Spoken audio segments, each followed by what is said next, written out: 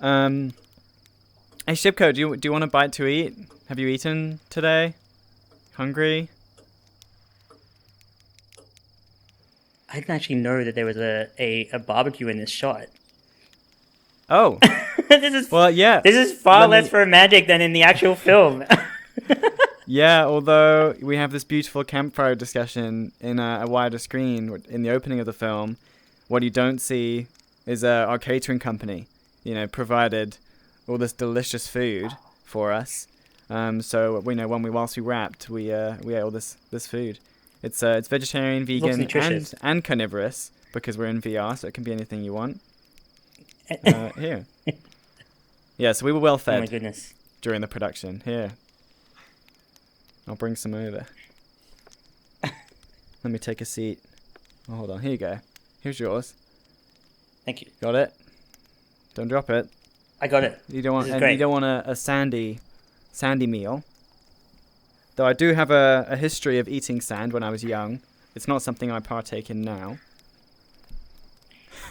I I uh I also have dropped many a skewer, many a kebab. Growing up on beachfronts, this is just reminding me of literally dropping stuff in the sand and sobbing uncontrollably. Oh no. Oh,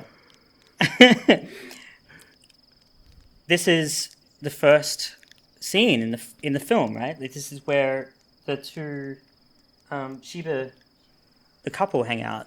Um, I think it's a really important scene. Like the very first moment in the film is actually the first lines kind of set the tone for like the kind of work that you do, and it's such a vulnerable moment that you caught. It draws it, when I saw the film, it kind of drew me very much into the film itself and set the tone. Um, why did you? I guess why did you open it with that scene? Like Hmm. what drove you to that first opening scene? Yeah. I think. Well, I definitely wanted to open on something that felt romantic and intimate and kind of quiet. And I liked the idea of including the sound of a world, and you hear it, and it's very warm and cozy, and then when you see it, it's silent and quite confusing. And so I like the idea of a fire crackling, because I wanted the film to have a very warm aesthetic, and so a campfire just came very naturally, and this world in particular was not one that I found. It was one that the Shiba dogs that a wider screen follows, they showed me this world. It was their world that they go on dates in.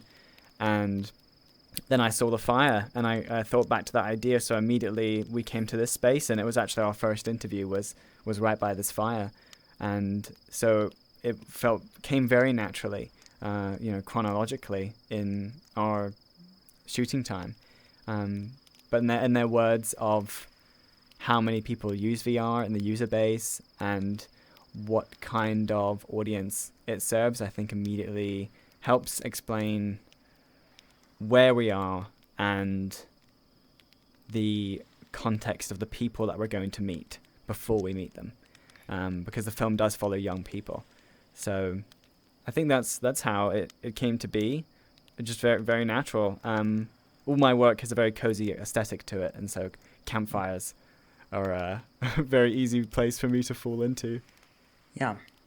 Can you can you reflect a little bit on meeting the Shiba dogs and what brought Mm. you to film them in the context of their what you've just said, their desire, so their desire to be Shibas, and also I guess that intimacy that they had in the Mm. piece. How did you kind of come across them, and what made you realize that they were representative of the kind of way that the world that you see within these spaces? Sure. Um, I met the first time I met the Shiba dogs. You actually see it in the film. There's a scene in which they're in this kind of big desert landscape, and there's all these big blue lights, and it has a very blue haze, and a smooth octopus who's in this kind of anime girl avatar, is describing a typical day in VRChat, and one of the Shiba dogs is taking a shower. And that was the first time I met them, was that day, and we climbed up to this tall area in the map, which was on this big broken sailboat, and they were both lying together. And I remember speaking with Smooth Octopus, the creator of that world, and just glancing over and seeing them so intimately cozied up together. And it just made my heart melt, and they were holding up a big sign with a love heart on it. And their physical relationship with each other, they weren't saying anything, but their physical relationship of just being together was so inspiring to me. And immediately I wanted to communicate just that physical tangibility of being in an embodied avatar, and being able to lie with someone from across the country. I knew that just physical image would talk so much about the future that we're in and the times that we're living in.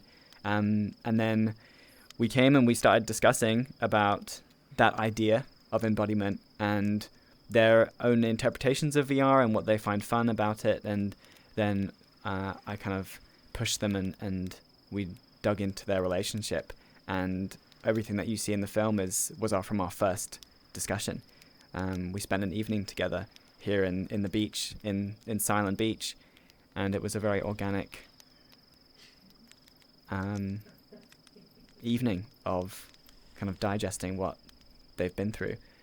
And it was really special, I think. I'm very pleased that they were so open to letting me come in and kind of be immersed in their world.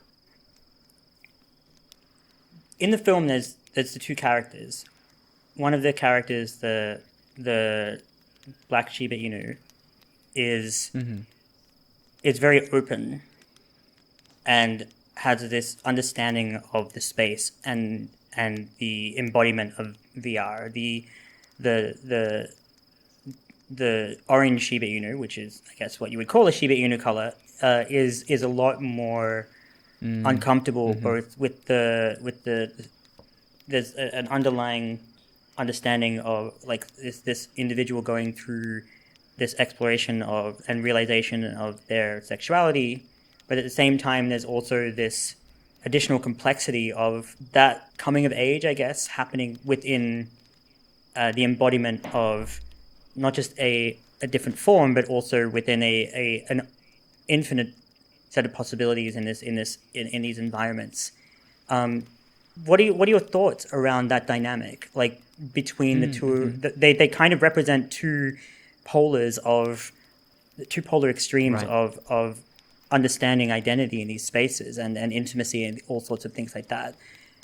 What comes to mind as you think back to talking about them, about those two polars and how they interact with these kinds of technologies? Yeah, the yellow Shiba was very reserved, and they were going through this very intense romantic period in their relationship, and specifically he was still really discovering that side of himself at the time that we filmed.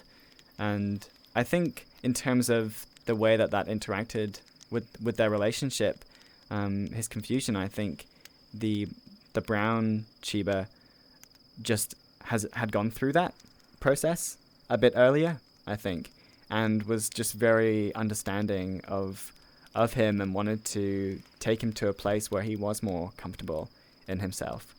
I'm very lucky to have caught such a precious moment in the relationship there. In terms of how that interacts with this environment and VRChat in general, I've not filmed with many other people who are going through the same thing. I'm not sure what else to say. I'm not sure what else to say about that, actually, Shubko. Apart from, I think it was a mutual like understanding of what each other were going through. But yeah, he was definitely finding himself in that moment. But tell me, is there something that you can dig in deep?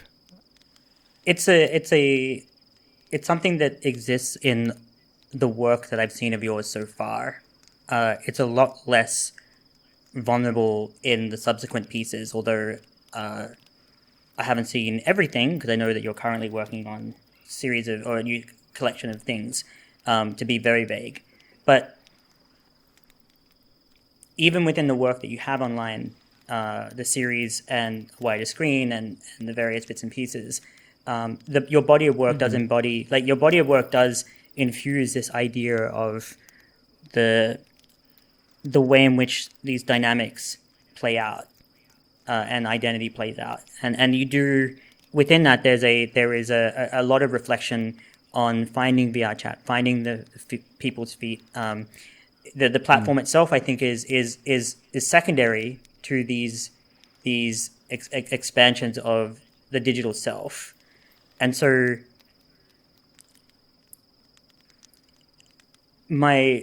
to push a little bit further on that, I would just sort of ask, like,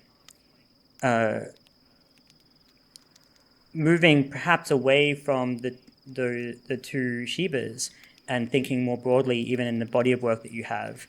Do you see those dynamics of the deeply comfortable in the performative identity versus those who kind of struggle a little bit with the space, or not necessarily from a perspective of motion sickness or from the physicality of VR, but rather the what it unlocks inside them, or how it changes their understanding versus, say, people just interacting in a digital space. It's like a website or something like that. Like, there is, I think, a thread within your work around people who have gone through those processes, and I'm curious as to where people fall in those spaces, and how you, like, what motivates you to capture those kinds of experiences in a broader sense, Right. of like these dynamics of identity within a much more performative and immersive space.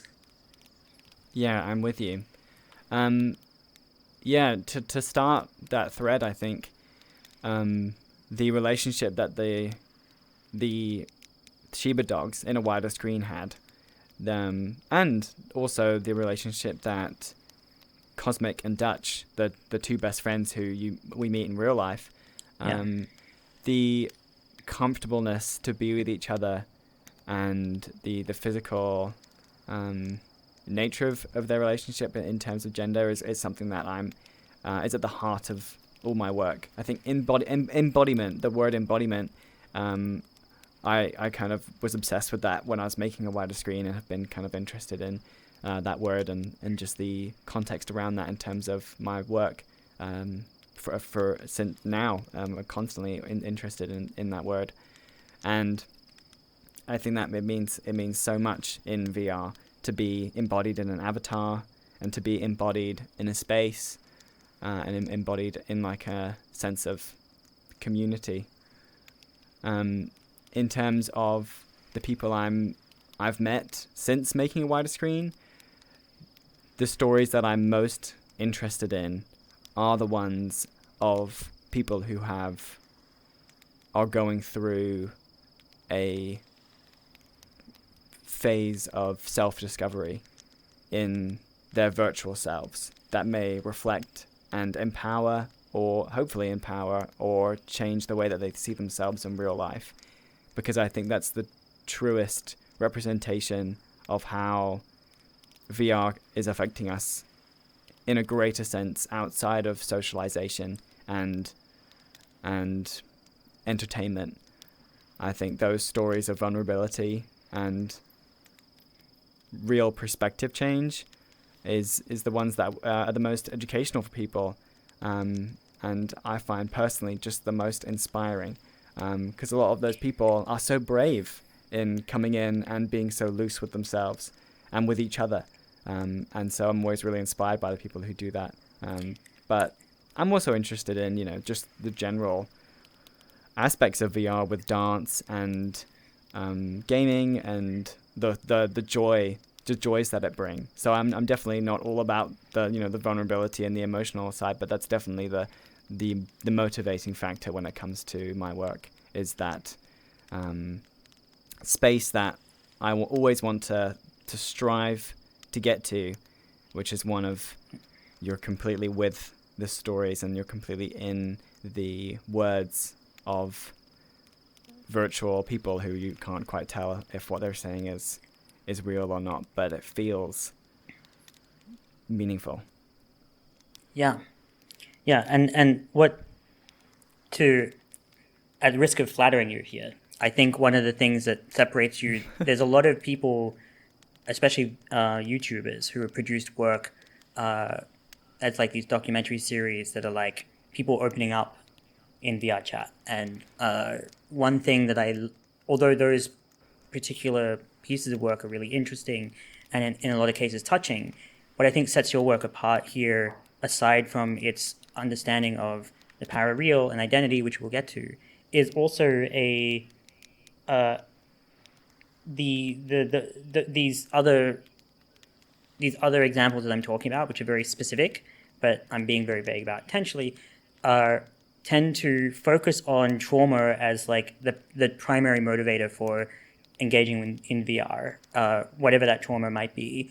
And what I love about the work that you do is that it actually celebrates people and their understanding of themselves, or like within especially within a wider screen, their understanding of themselves and that intimacy from a much more everyday perspective, rather than going for a significantly dramatic approach to documenting people's lives through this platform.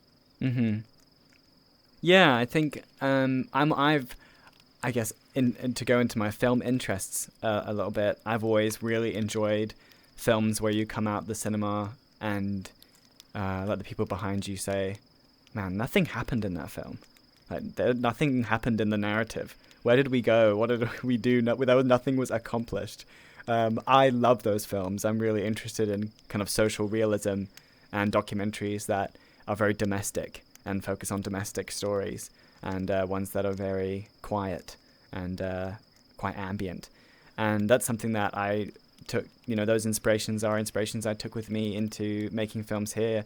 So you come into this space and you're just with the people and listening to them, and you're immersed in the world as well. I think using the world as character is really important to me. And through that, you can learn so much about the space, and it feels more genuine. A lot of it is set up. Of course, it's documentary. Nothing is quite true, but I like to create environments for people to reflect and to speak truly without intervention. And I hope that comes through in my work. I think, if in comparison to more video essay style works where you have someone in VR just telling you about their experience and what is happening, and maybe something that influenced them in real life that brought them into the space, it doesn't quite tap into the sense of embodiment that I'm interested in being embodied in a immersive world. It feels like they're not quite present in where they are, and I want the cast that I'm filming with to feel on camera as you're watching it, and also in the moment to feel present in where they are, and that presence is really important to me. So I hope that came through. And that presence, I think, is primary to part of this discussion about identity, and also I think, exactly what certain these kinds of experiences in VR platforms offers as a alternative to the kinds of presence that we see, in more, I guess, flattened digital spaces. On that note, should we start to choose? Like, do you want to talk a little bit about the set, and maybe we could go for a walk through and just speak a little bit anecdotally about this space and some of the things that you encountered in this dynamic with the two sheepers, just quickly before we start to move between worlds.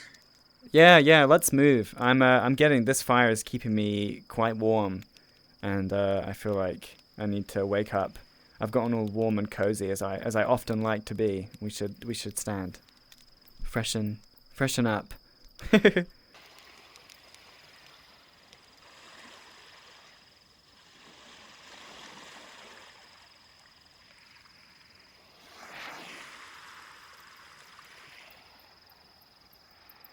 Very naturally, when we spoke at the fire, we ended up here, and I really liked this environment. It kind of just carried on that warm aesthetic, and I wanted to break up narratively the film into kind of 3 sections. And so when they showed me this world, I kind of naturally saw, okay, campfire.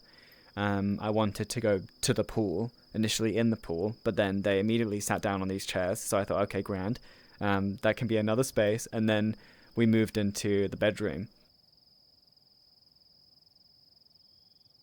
Can you feed them? No, I was just thinking, how great would it be if you could feed them? I think, obviously, so this world I made the film in 2018, so this world is actually quite outdated now. There's a huge amount of things that we can do in VRChat. You would be able to feed the fish in many modern worlds, but considering this is quite old, we cannot feed the fish here, unfortunately. But they're still very cute, and we can still enjoy watching them. Yeah, and this was an important moment in a wider screen for me, just to in terms of being with the characters for a moment of just kind of ambience and understanding the space that they're in a more physical sense. I felt like this fish tank gave a lot of weight to that, because it's easy to get lost, I think. Especially when I was filming on desktop and I couldn't do any camera moves, or at least they were very jarring. So taking a lot of establishing ambient shots was really important. I would just like to get a shot of you. Okay. It's too tempting not to. In the same spot as the Shiba.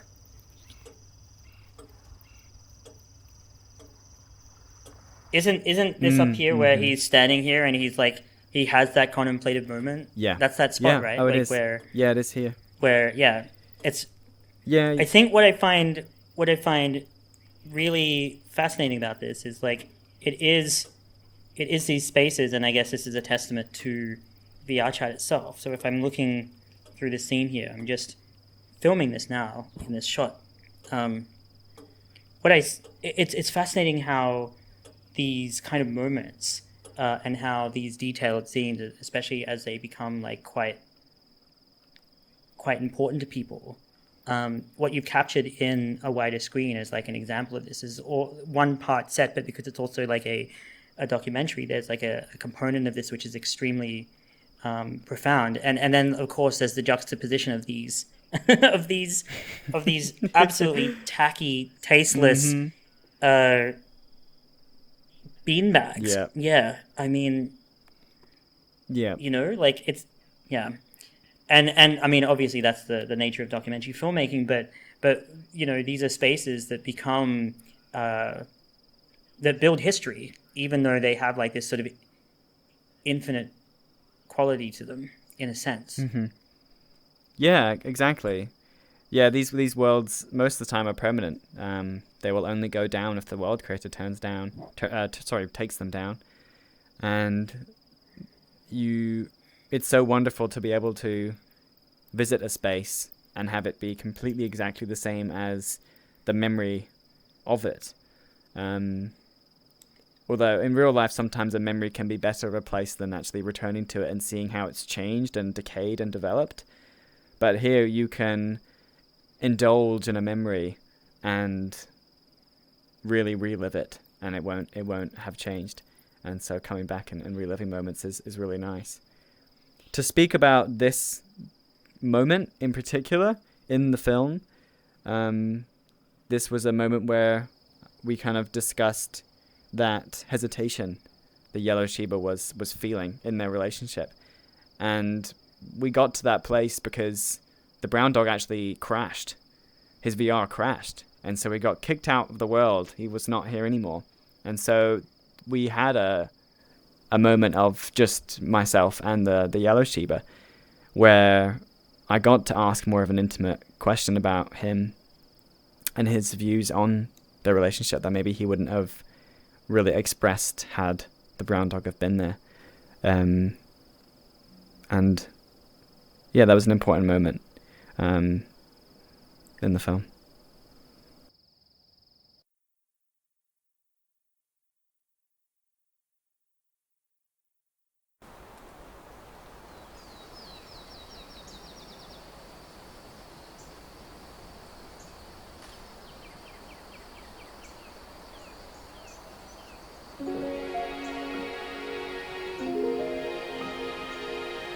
Welcome. Hi. It is very Studio Ghibli, isn't it? I really enjoy Studio Ghibli, so, no doubt. I really enjoy this world. Should we go and explore this puddle-filled Yeah, please. Ghibli world? Okay, let's take a walk.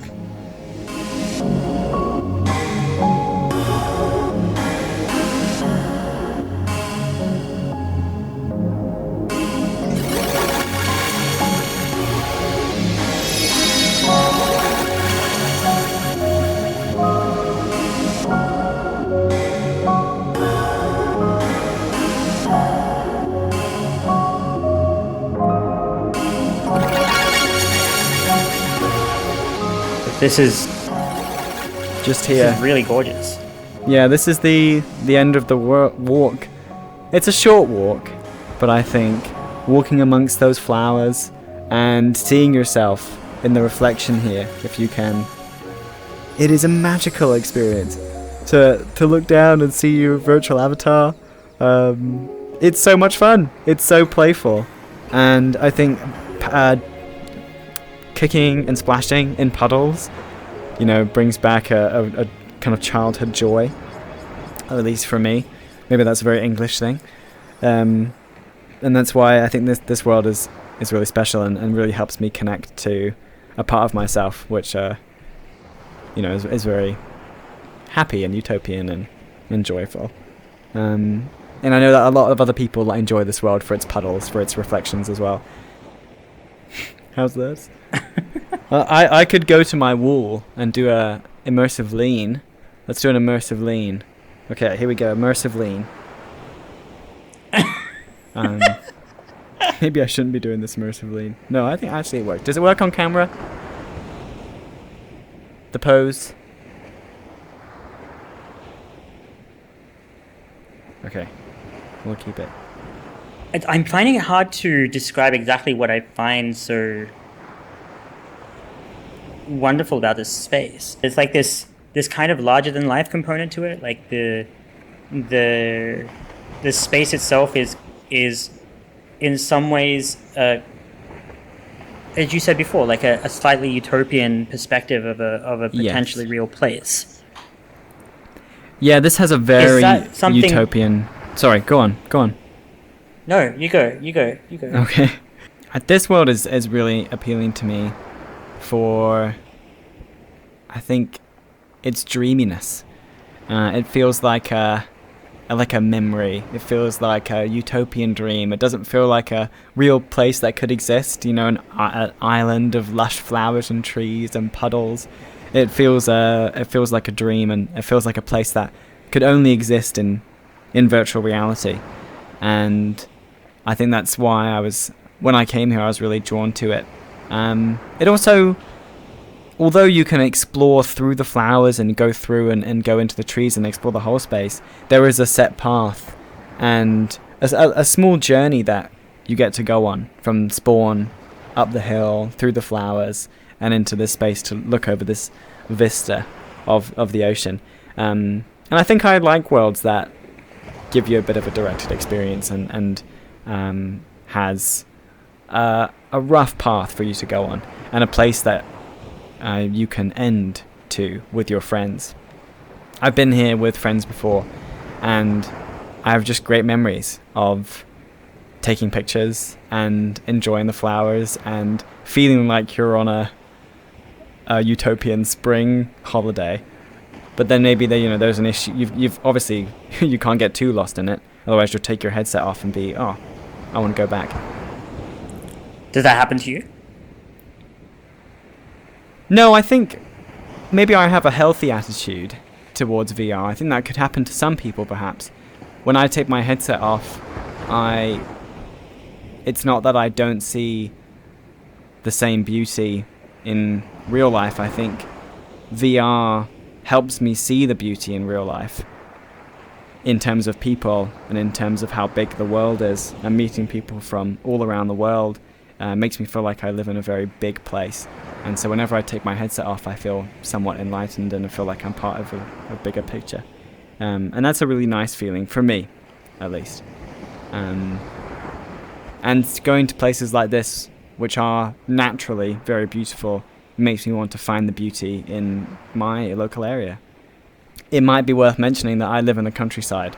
And so I guess going to natural environments, I really enjoy, although I live in a natural environment in real life, going into VR and going into really big open natural worlds is makes me want to go out and explore the natural world that I'm in, I think is what I was trying to mention. Some might call the space that we're in hyper-real. I would disagree with that personally, because I think that these kinds of spaces are more, they're more surreal in a sense, because there is an element of exaggeration to them rather than a hyper-real quality to them. These are spaces, of course, where, unlike reality, there is no kind of, like, the gravity doesn't really match, or like the ability to just respawn back at the start, or these flowers, for example. Like, what is the dynamic of meeting people in these spaces and being seen, I guess, in these spaces with people? Like, how does that, like, why is that so appealing? Firstly, I agree. I don't think you could, this space, I would not describe it as a hyper-real environment. I think it's very dreamy. I think it's got like an animated quality to it. And so when you meet your friends in this space and you have an interaction, those connotations, I think, come with that, where you have a kind of cinematic quality to your discussion because you're in this surrealist world, and you can indulge in the world and go and dance among the flowers and have kind of this fun utopian experience. I think that comes with surreal environments. In comparison, if you compared this to a hyper-real world, I think maybe it'd be worth mentioning that more of your real self might come with you in those environments because they feel more like real life. I think in spaces like this, maybe your virtual performative self comes out more because it is so unreal. Though I'm quite comfortable with myself in real life, and my avatar here is very similar to myself in real life, and I'm no different. This is a space that exaggerates my love for hiking and more of my childlike qualities. And it's that space that gives you a sense of permission to be more performative. Right. Yeah. I think so. I think there's a quote that I love and I always come back to, and it's from an interview that I did with a really good friend of mine for Virtually Speaking specifically, and it was, VR is a place where your inner child comes out to play.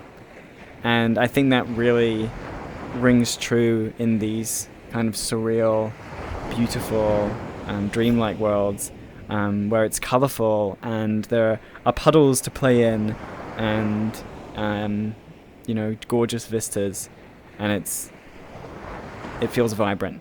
And for me, I really connect with that in these worlds. These are I think natural environments are where my inner child come out to play. So that's my personal connection with a world like this. And I imagine people have similar experiences. Maybe not in these worlds, but I believe that quote is true. I am drawn to the context of the quote when you think about the space that we're in, especially the puddles and the reflectiveness of the puddles, which if you spend any time in VR whatsoever, you quickly realize that people spend a lot of time looking at themselves in VR because of the way in which the ability to gaze upon oneself in a different form has a quite profound effect. I wonder what it is like for you to have that kind of permission for a more playful self to emerge. How much of it is encouraged or enhanced, in a sense, by the presence of others who are also sharing that experience with you? Yeah, that's a really interesting question, which I need to consider. I think when I'm in this world, when I'm in world with other people, their avatars help define the feeling that you have, the atmosphere that you're creating. My avatar, I feel like, suits this world that we're in very perfectly, and you know, if an avatar comes in and it's quite realist and walks in this space, you might lose a sense of wonder that you once had. But I think that's kind of beautiful.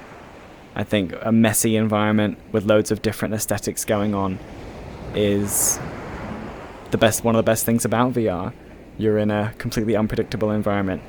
And so when it comes to discussing the experience of these surreal environments with friends and other people, I can't pinpoint exactly how I feel about the whole experience, but generally speaking, being in this beautiful world with people, it's hard not to want to just indulge in the joy of the colours and the aesthetic of the world. It's tricky. I can't put that into words well. I know how I feel when I'm in the world with people. I'm unsure how they influence it. I guess it just influences. Being with people in this world influences it in the same way as real life. You just have the joy of socialization and the joy of being amongst friends. I think that's the best way I can put it into words. This world is really gorgeous, by the way. I'm like completely distracted the whole time I'm trying to talk to you. No, that's good. It's really nice, isn't it?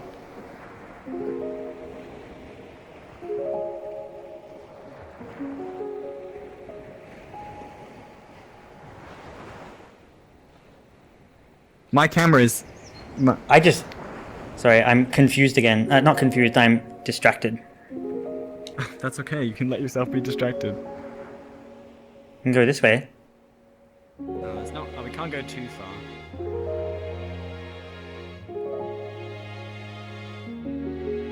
Oh, look at this.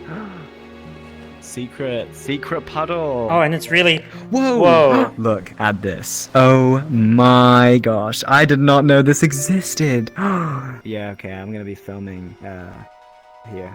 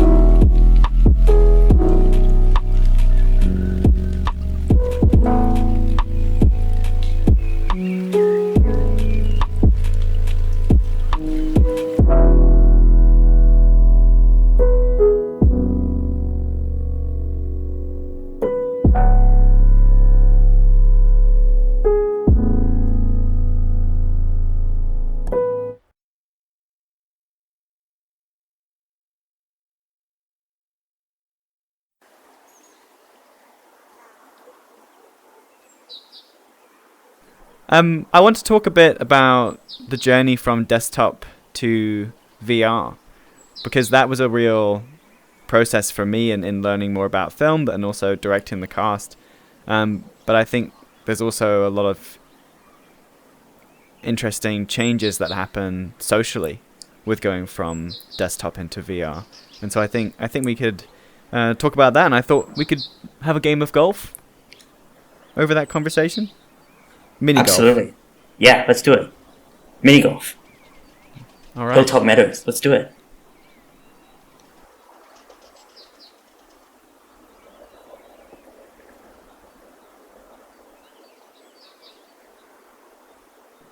Earlier you mentioned that a wider screen was filmed on desktop, and having been in VR for a while now, I can kind of see it in how the angles move and how your dynamics is very much keyboard and mouse. Do you want to reflect a little bit at all on the move between exploring VRChat and VR and desktop first, and then getting the hardware? What was that like? Oh, it was going from desktop to VR was a huge step for me. When I was making a wider screen and most of Club Zodiac, I was investigating what the experience of VR was like and talking about it with people and really trying to understand the space, and my imagination was completely flooded on what that must be like. And so the first time trying it was massive. Everything that I considered about the space and was interested in was true, and it was happening, and it was as real as I had heard it to be.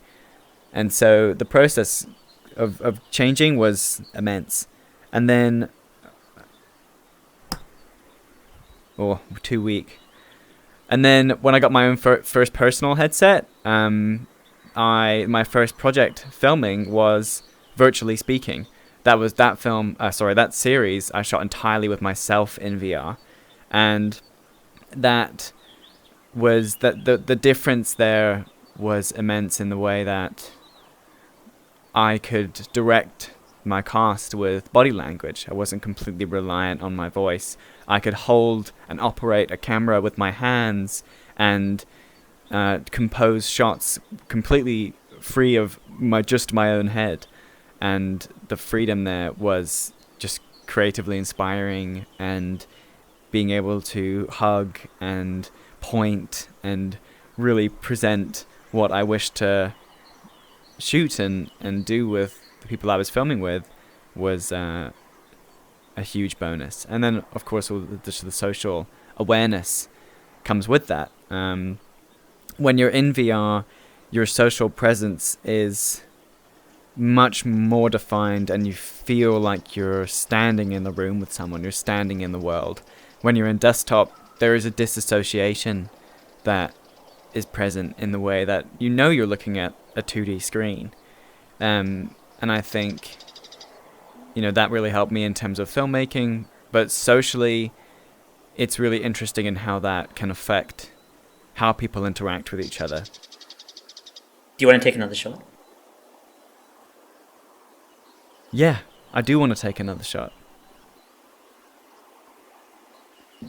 We have this shared experience within our organization of people using VR from desktop. You become very aware of what you're missing out on when you're not in VR. And there's very much an immediate feeling of understanding of the limitations of the hardware inputs that you have. And so there's this kind of interesting journey that I think I see, where you started with film in the real world, and then you came out of that into VR. How does that feel? It's obviously really tough when you are used to filming with a handheld camera and moving. My kind of entrance into film was a lot of travel photography and travel documentary, and recording very handheld, in the moment footage with my camera. So going from that to composing shots which I really didn't have much freedom for, because I was just controlling with my head, and shooting something very still was tough, but it was the only option that I had. And so I got to embrace a new way of making films and a new kind of visual way of presentation, a new kind of visual storytelling that I hadn't explored before. So I learned so much from my own taste and my own approach through those limitations. And so I think that they had a really positive impact on me. I was so driven by the stories that I'd found and by the world that VR was presenting to me that I just made it work, and I wanted to make it work. And I always said, whilst making those two films in desktop, I always said, just shoot it and it will be beautiful. Just shoot it and it will be beautiful, because the world will do the work for me. I don't need to do a camera move or that much. People will just be, I think, in awe already. And so that was a benefit that I kind of knew that I had. It didn't need much to tell the story because it was already so interesting. I definitely understand how these spaces that are highly creative have this element that helps with the art direction or the settings of films. You mentioned earlier that like the worlds are characters, and that's definitely true regardless of whether you're filming in VR or on desktop. But your films are based around intimacy, and that's the value of what you see in virtual reality. And so can you reflect a little bit about those dynamics of someone gaining access into early adopter identity and intimacy in these spaces? Did you just sink it? Nice shot. Well done. Yeah, no, I nailed it. Yeah. I'm very pleased. I mean, probably the best shot of our game so far. Amazing. To finish my question, well, how does that work? How does the dynamic of being on desktop and being kind of halfway into the world, how does that work? You have this barrier between you and the other players, which is then, as you mentioned, kind of broken away by the introduction by you getting VR. But yeah, I think it was very tough, because I do think that I don't wish to discriminate VR desktop users, of course, but I do think that a lot of VR users, when they see desktop, there's obviously an understanding that they're getting a flat, kind of slightly lesser experience. And so it was a concern of mine, am I going to be as intimately in their space as they are in what they're going through and in their experience? Is there going to be a trust barrier? Understanding that, I just was very honest in my introductions to what I was doing, and very honest in my voice, and I was very careful around how my voice was tonally, where it was tonally, and what I was saying and how they'd interpret that, because that was the only weapon I had at my disposal. So your voice became an interface. Yeah, exactly. My voice was the interface. And it's like that, currently in VR as well. But I also speak so much with my body, and it's easier to be with someone when you can feel them. And I worried people couldn't feel me in desktop. And I don't think they really could feel me, because I was a robot too. My avatar was a robot, so I was just this very stagnant robot with hopefully a very warm voice. But people were happy to be with me, and maybe that was an advantage in the films that I made. I was this bot that could walk in and put people in a reflective space, and maybe they felt more comfortable to speak to me because there wasn't like a social body that they were speaking to. Maybe that was less anxiety inducing, because it feels like you're speaking to a wall or a computer interface. And, in those situations, you can reveal so much. I'm very sorry. We'll have to pause for one moment. My real life doorbell is going off, and I'm the only one in my household currently. So I'm going to have to go and let them in. Sorry. That's a really interesting question, though. And it made me realize something. I hadn't realized what I just said until that moment, so thank you for that. I'll be right back.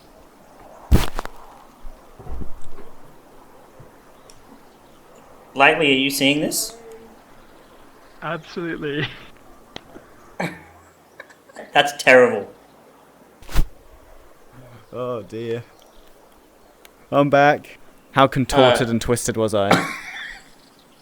Oh no. So let's explain my contorted body. I'm in full body tracking, as we've talked about. So when I go take my headset off, my head stays in one place and my body goes another place. Thus you get some horrible movements. Sorry about that. This is kind of a really good example of the work that we've been doing at, that was a bad shot, at New Design Congress around this idea of what we would call aesthetic flattening. And this is this concept that manifests in a number of ways. In the public sort of understanding of it, it really looks like what you would call like Zoom brain, where people get tired from being in a 2D space. So if you think of a keyboard and mouse interaction, that's like the lowest possible resolution that you can kind of see, because it doesn't really represent. Oh, that was a good shot. It doesn't really represent anything that you see with real life interactions. And I kind of see, a lot of people talk about video games as being a starting point for getting over this kind of aesthetic flattening, or this decontextualizing of people's lives through digital space. But I don't really see that being the case until you solve the question of hardware. It almost seems like the experiences that you had between your earlier work and then once you got the hardware, your later work, that you kind of experienced that change firsthand from this aesthetic flattening where you were an observer and very much an other in a space that has solved for these issues of deep like depersonalization or alienation, and you've actually kind of managed to find this creative space. Both firstly as someone whose humanity has been flattened or who has been compressed by the keyboard and mouse. Is it as drastic as that? I've never... Was that question confusing? Or did No, that make sense? It makes sense. It makes sense. I think I've never analysed so deeply into the experience of change. I think it was as drastic. That was a good shot. That was a good shot. Not bad. You can finish it off. Good lineup. I think it is a drastic change. Yeah. Check that shot out. Yeah, amazing shot. Well done. Almost as good as my point blank putt. Yeah, I think what you're saying is very true in this situation of going from desktop into VR. When I left desktop and came into VR, I spent a lot of time just trying to find myself in the space all over again. Something we talked very briefly about by the campfire was having to find yourself in VR and find your voice and how you will speak and where your body language lies. And I think that process began for me, not in desktop, but in VR. And when I was on desktop, I was myself. I was Joe. I was talking to people just very much from my own soul, from my own body. But coming into VR, you're not talking to people from your own body. You look down and you're not in your own body. I was aware of it in desktop, but I'm more socially present and aware of my body when I'm in VR. And I think that changed the way that I spoke to people. There's something really beautiful in this world, which we haven't pointed out yet, which is something that you can kind of interact with if you're in VR. And it's the light coming through the trees. There's these beautiful God rays that come down through the trees. You can just see them up here on my camera. And if you're in VR, you can put your hands through them. And it will move around. And that's just something that, is a beautiful interaction that this world offers outside of the Gulf.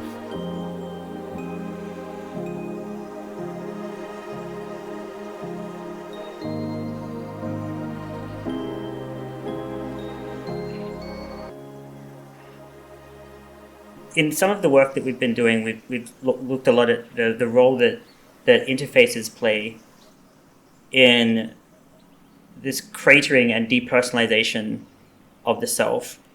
I see interfaces as kind of like cars, and I see the way we interact with each other is similar to bouts of like road rage, where people don't see people, they see the cars. Well, how do those dynamics change when VR is the primary medium?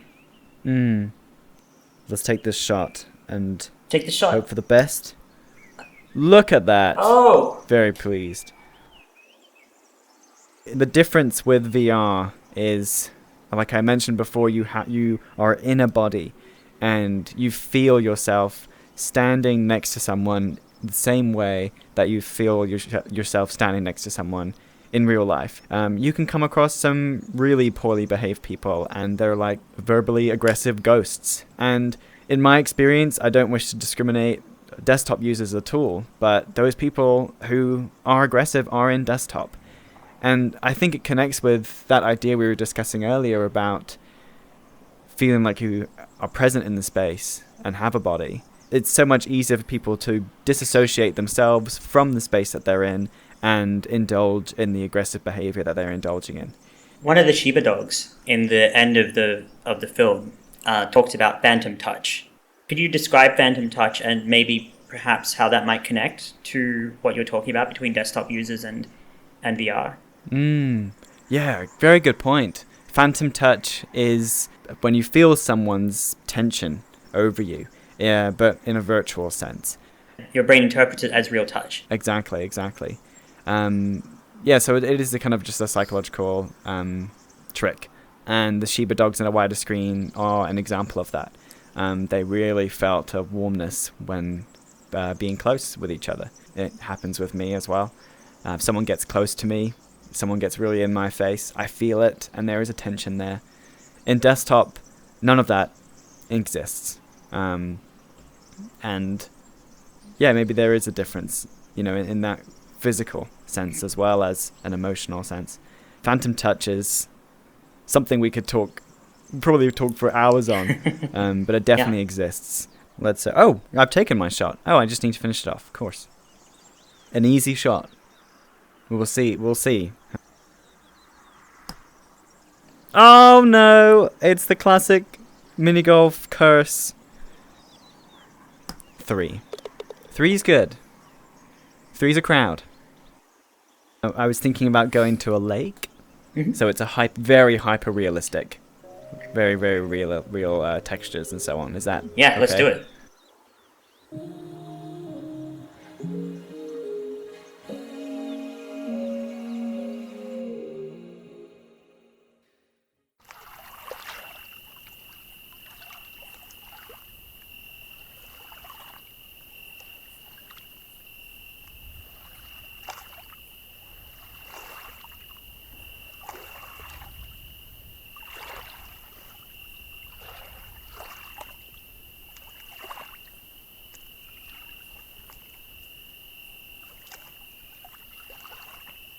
This space is really, really beautiful.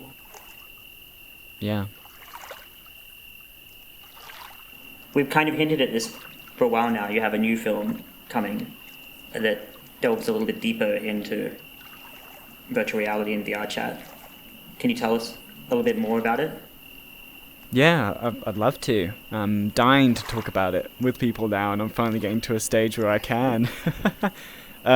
Yeah, I've been, for the last 8 months, I've been filming full-time, people experiencing VRChat in different ways, following the various amounts of communities that exist here, and I'll be editing it into a feature-length documentary about the experience of VR and the early stages of this technology and who's using it, and the people who aren't drawing attention to themselves and are having very profound experiences in this space.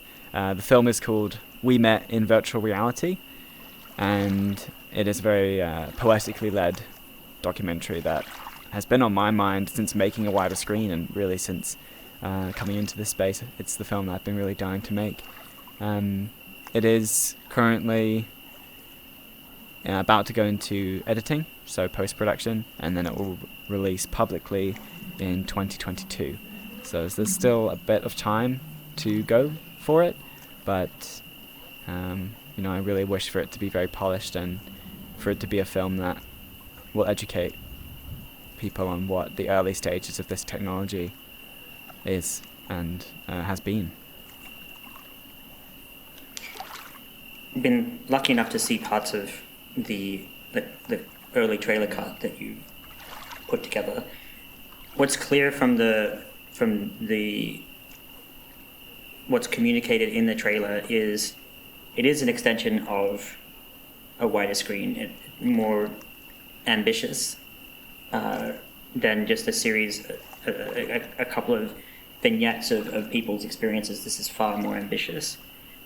I get the sense from the trailer and from your work that it's a further exploration of the journeys of self that people have when they discover virtual reality and move into the space and embrace it. Is that accurate? Is it part of that? Is it a deeper exploration of those journeys of self?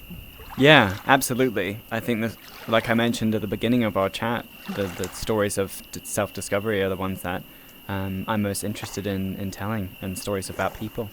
So there are a lot of moments, well, a lot of the cast, I should say, are people who are learning about themselves and going through kind of moments of transition, and that can be in regards to their gender, their sexuality, the relationship that they found themselves in, or in a less emotional sense, the film follows a lot of dancers, because dance is very popular in VR, and how they've learnt to dance and how they've found a new form of expression to help give themselves and help find themselves with, and so in emotional sense and in a more career-driven sense, that will be the focus of the film. Is how, not how this technology is in a technological way, but how this technology is affecting the way we interact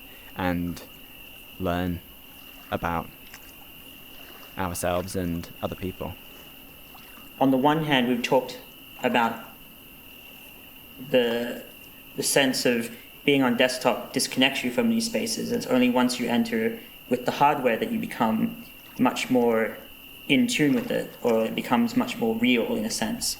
But then, conversely, the stakes are lowered. So even though you would think the logic here would be that the stakes should be higher, because this is closer to between phantom touch, between the social norms that are reintroduced, the idea of seeing the understanding that there's a person there, and that it's no longer just how you present, but also how people perceive you. All of these are true, and yet somehow what's captured in your work is how all of that can be true, and the stakes are lower to then explore really transformative stuff for people. And I find that, I think that's really, really poorly understood in a general sense. And it's, I think, a big part of what I find so appealing about these spaces, and also what we can learn from them in terms of identity and the parareal and finding the future, if you like, in these unexpected places. And in the case of this kind of work, it really does come from this seeming contradiction between how VR and this immersion brings the self to the world, and yet the stakes of all of that are completely reconfigured. Yeah, right. The stakes. There aren't really many stakes in VR. And it sounds like that. Yeah, that's what you're saying. There are no stakes in VR. You can express yourself how you want to express yourself, and I love that. People can have fun and be silly and act like children splashing in puddles like we were earlier, and just have fun. And I think that's what it's all about, and that's something that I really want to recognize in all of my work, is the joys that VR can bring, and not just the kind of emotional, analysis into what people are feeling and doing, but also the splashing in puddles and the jumping in the lakes and the driving around and the hilariousness that VR offers. I love all of that. And yeah, there's a lot of profound details that come just underneath. Do you think that the balances between hyperreal and surreal, or the exaggeration rather than going for the photorealistic? I mean, we're in a much more photorealistic space here, and it's absolutely gorgeous. But do you think perhaps that the stakes are lower also because of the jankiness of it, of the fact that when you took off your full body tracking earlier, that you basically dislocated every bone in your body at the same time? Do you think that plays a role in it? Do you think that the roughness is key? Oh, that's a really interesting question.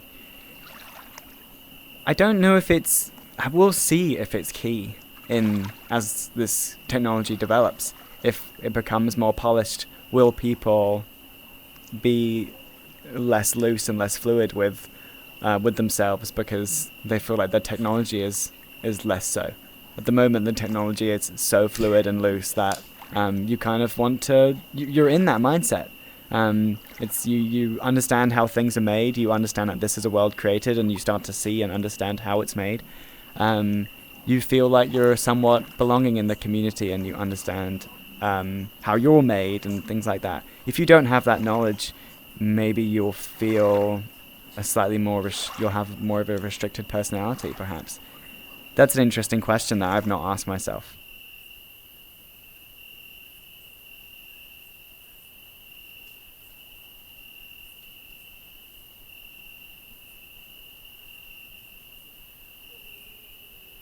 We've spoken to a number of people so far in preparation for the series, and one thing that's really clear amongst those who have seized upon these platforms is this idea of finding spaces to be quiet in.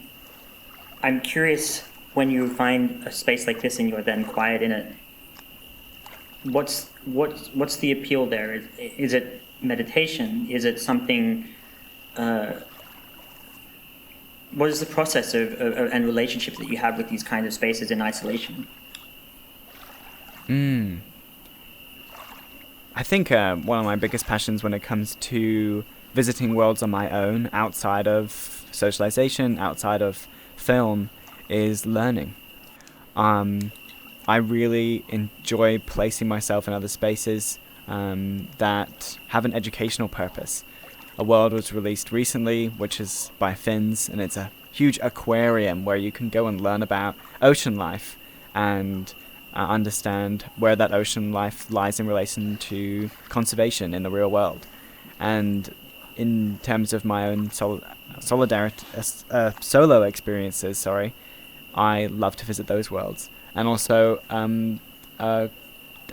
when the Mars rover, Perseverance rover, landed, someone made a world with a 2-scale Mars rover, and that was one that I really enjoyed. I do come into VR to meditate, but I don't on a solo experience because I want to take advantage of the social aspect, and I enjoy meditating with other people and being with others. And there are Buddhist communities and communities for that. So I don't feel I need to do it on my own. So when it comes to solo expeditions, I love to learn and go to places with educational purpose.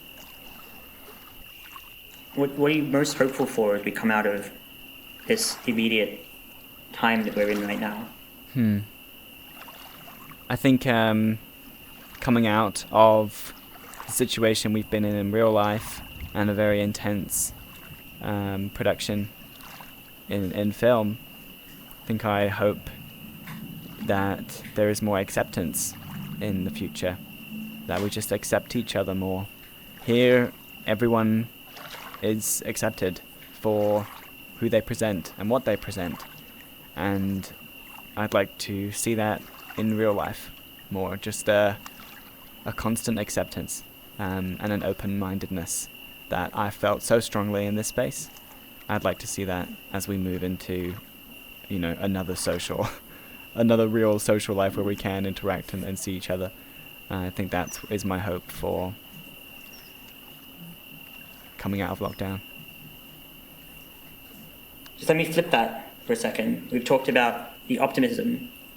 What is some of the things that you fear about these spaces in which you've found yourself creatively and personally so involved in?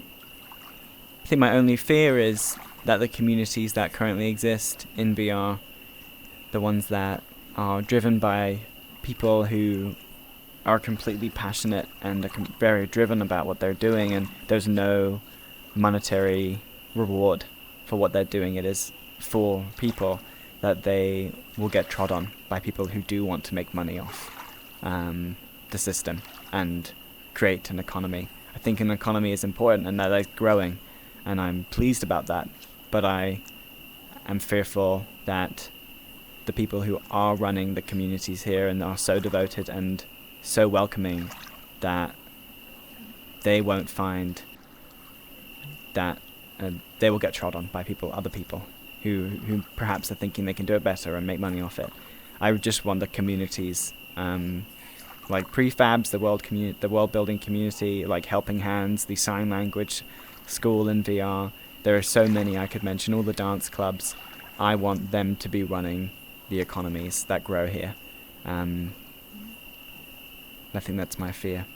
Would you say that the fear is that the economies become more like the real world economies? Yeah, that is the fear.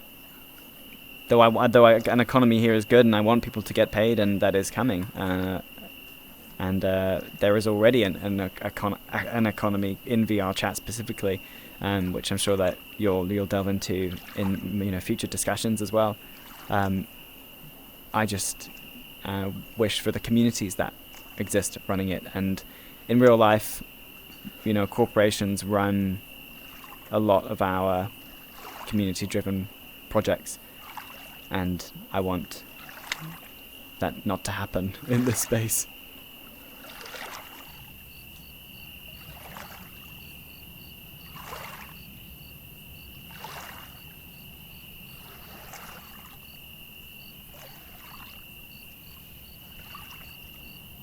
I feel like I've been on a really long road trip with you.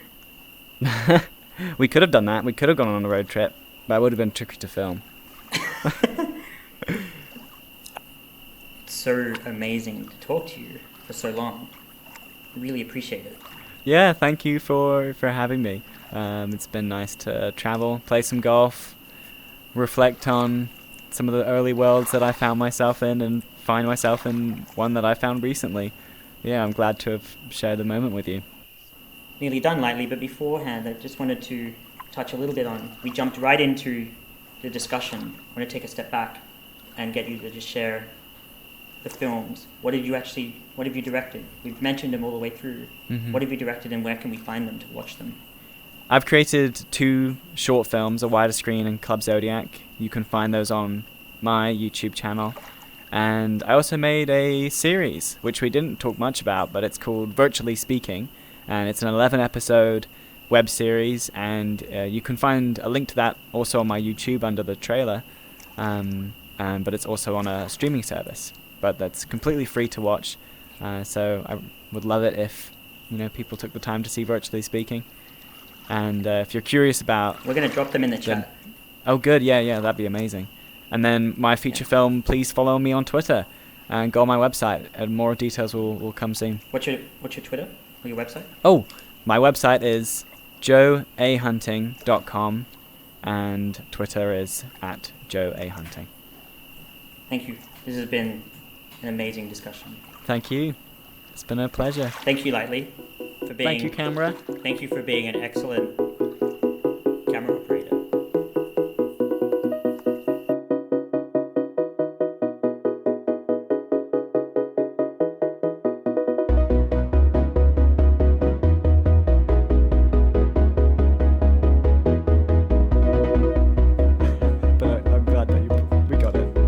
We got it. I feel confident. I got it. Yeah. Should we cut? Yeah.